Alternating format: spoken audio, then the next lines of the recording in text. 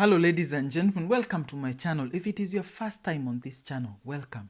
You are always allowed to speak, to comment, to like and to share this article. And so remember to subscribe if you have not subscribed, and leave a comment so that I may be able to know the topics that you desire for me to speak and if this article has been helpful to you. So today we are going to speak about moves, financial moves that you should be making in your 30s. Remember, we spoke about your financial moves in your 20s, and today we are speaking to the guys between 30 and 40 years of age. So what are the specific financial moves that you should make? Assuming that you did the financial moves that I specified in your 20s, you should be able to have these moves that you should be making in your 30s. So you have just finished your single time as a single adult, and you are starting to settle down in your 30s. You are starting to have a family, you're starting to have a spouse, and you are slowly settling down. You are no longer doing double the jobs. Your income has increased significantly, if not doubled or tripled, and you have a career path. So what are the things that you need to do? One of the easiest things that you need to do, one financial move that you should be making in your 30s, is ensuring that you have a home. So save for a deposit for a home and purchase a house. You can take a mortgage or you can save and build one for your family. It is the time that you buy your first home. So between 30 and 35, you should be having your first home, fully having paid either a mortgage or having bought a house, or that is one of the moves that you should be making. And by the time you're hitting 35, you should be able to have paid at least 50% on that house. So that is the first move that you should be making. Another easy move that you could be making that will be able to help you solidify your financial capacity and ability at your age is investing in forestry. Yes, even the guys who are rich are so big on forestry. Look at the research on family businesses. The guys who do financial management for the rich families, they go big on forestry, and they are averaging a return of 15% on forestry. Look for land that is cheap in your region, very readily available land, and that is cheap, that goes for around 1,000 euros to 2,000 euros per acre. Buy as much land as you can and plant trees. These trees will be able to grow for between 20 to 40 years. So by the time you're hitting your 60s, you will have mature trees, assuming that you buy land that does not have trees to begin with. So buy land, 20 acres going above, then plant trees. And these trees will be able to average a return. So when you work back from the 40 years going back, they'll be able to work a return of 15%. 15% return per annum, if not more. Remember that if you live in the tropics, you should take advantage of this specifically, because trees in the tropics and in the places that do not freeze or do not experience harsh winters are able to grow much faster. So a tree that may be able to grow, so for example in Sweden for 40 years, may grow for 20 years in a place like Portugal, going down. So if you specifically live in the tropics, you have the advantage of fast growing time, because the plants are not stunted in winter and continuously grow even as you go. The other beauty about this, it is a real investment. Remember, you made financial investments in your 20s. You invested in shares and equities and ETFs in your 20s. So this is the time to now have real assets. Again, I cannot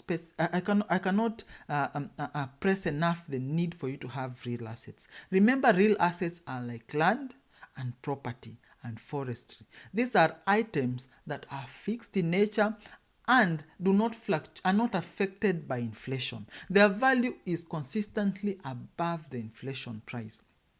So if somebody gives you $1 million in a year's time, it is affected by inflation. But if you sell your trees, the price is usually above the inflation rate. So when you have real assets, they usually grow in value and are usually secure against inflation. So this is the time to have those real assets between your 30s and 40s. So you have bought the land and you have planted trees. Remember, trees require much less attention.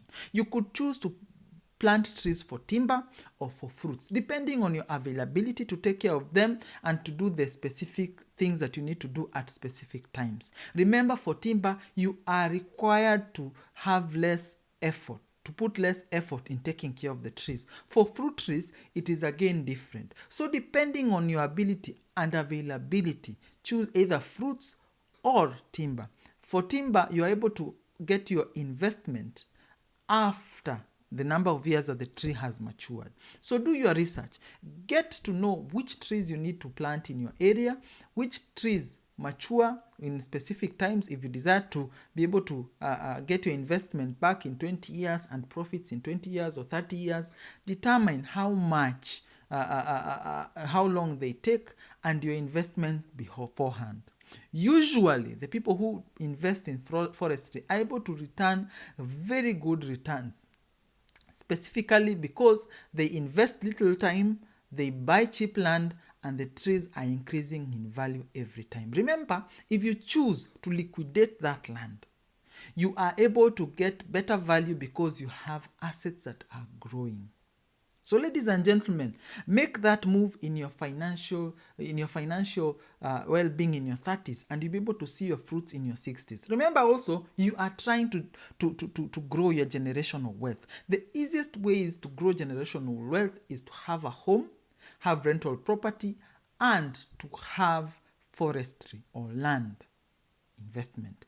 This is because by the time you're hitting your 40s, by the time you're hitting your 60s, your children are probably hitting their 30s. So you can be able to give them something, maybe even deposit an amount towards their first property. So you have enabled your children to start not from a negative like you did, but from a positive. So ensure that by the time your children are hitting their 30s, they're getting married, they finished school, they have something that you can be able to jumpstart their investments. Remember, ladies and gentlemen, you are here so that you can be able to grow and learn and help your generation have better opportunities financially. So this is an investment that will be growing, requires less time, that will be able to mature in the number of years that it takes for you to raise your children into adulthood, and it could be able to help generate generational wealth.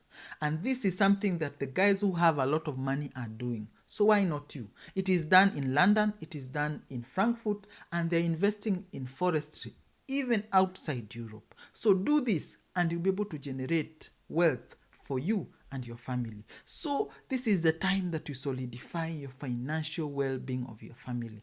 You buy your first property, you significantly pay for that property, and if you are able to do it, you can be able to refinance your property and get a second property. Now this second property would enable you to have rental income.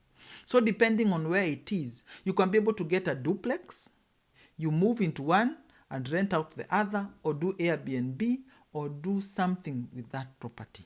But it will be when the income that you generate would help you pay off your debts.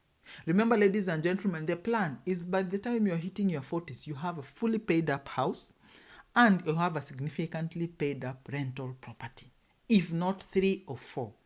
Depending on your level of income and investment. Remember, I told you that you can be able to rest when you have invested in your 20s so that you can be able to have a nest egg in your 60s. However, if you still are more geared towards more financial growth, you could increase the rate of investment. Remember, we started in your 20s with your 50%, so now you can be able to do at least 40%. If you do 40%, you could be able to have several rental properties running for you. Remember, now in your 30s, you are diversifying because you're no longer in the stocks and shares and the ETFs that are highly volatile and more risky. Now you're getting into more traditional and less volatile investments. So you are starting to diversify your income. So ladies and gentlemen, it is a time to get real assets in your 30s. Invest in forestry, invest in property, invest in your own home, and you will be able to have a good standing in your journey to create generational wealth. So this is the time to have your real assets and diversify your financial assets. So I hope that I have been helpful to you. I hope that you are growing financially. I hope that you have taken these tips and are actually using them. Help me know that you have learned you are growing, and you are continually being helped by this channel. Leave a comment below. Subscribe to the channel. Like, comment, share this article with your friends that you are walking the same journey with. So enjoy your day and have a lovely 2021 going forward.